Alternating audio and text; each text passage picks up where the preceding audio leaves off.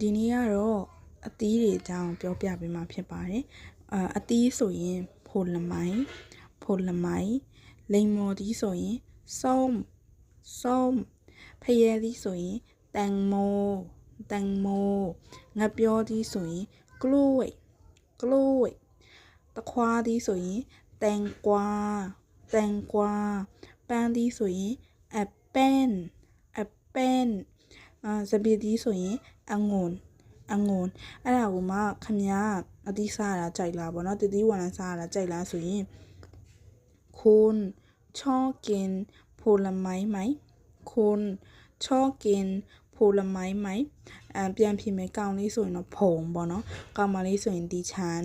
ဒါမှမဟုတ်ရင်ဒီချန်ကောင်းလေးဆိုရင်ผมชอบกินผลไม้ครับ